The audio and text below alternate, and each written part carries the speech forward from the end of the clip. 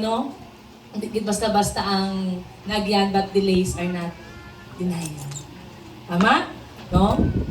Pila ka galing kay years dyan sa college? 6.5. No? So 6.5, no? Pero wala ginatago kay Lord ang tanan nga hipit. Tama? May ara gid may pang Isaiah 60:22, I the Lord will make it happen. No? Hindi pa unahay. Tama? No? Ang success hindi pa unahay. Pero may ara sang tama nga season. Tama? Ang tanan nga success ara gid sa kamot sa Ginoo. So makabat ang iba rig panalanginan mo na ako amo gyapon? No. No, may ara sang tukma ang panahon nga i-bless man tayo Lord. Amen? Nabali mo katapan, i-bless ka man ni Lord. I-bless ka man ni Lord. Paabuta lang. Abuta lang. Amen? So before tayo mag-start, no, pwede ba tayo manindog? Let's read the word of God in Philippians 2 verse 2. Our topic for this morning is anointing. Sige, basahon naton.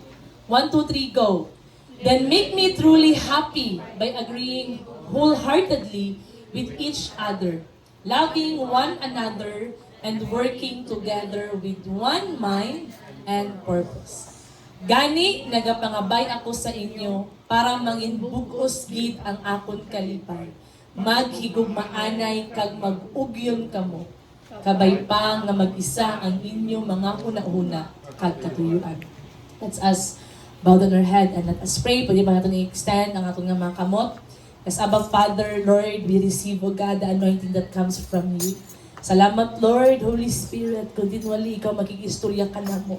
Lord, sa matag kasing-kasing, O God, nga nadulaan sa paglaom, nagkakapangasubo, Abba Father, Lord God, nasakitan, Lord, you to mend every brokenness, Abba Father, Lord God, sa matag kasing-kasing, Lord. Salamat sa imo nga dihog, Lord, nga amo, O God, ang magahidlo, O God, even ang hatag kadasig, O God, sa matag isa, Abba Father, Lord. Panalangin ang imo nga mensahe, ang imo nga pulong, Lord, magahatag sa amon sang kalig-on, Abba Father. And Lord, salamat, O God, nga kini nga mensahe, O God, hindi lang siya maglabay lang, nga walay sang kapuslanan, Abba Father, Lord God, but Lord, magatisok sa amon nga kasing-kasing, magahatag sang encouragement, Lord.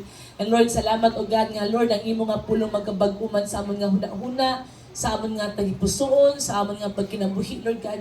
And salamat, O God, nga Lord, once again, Abba Father, Lord God, makabatik naman kami, Lord God, sa imo nga mga mensahe nga magadasig, O God, sa amon nga espirituhanon nga bahin, Abba Father.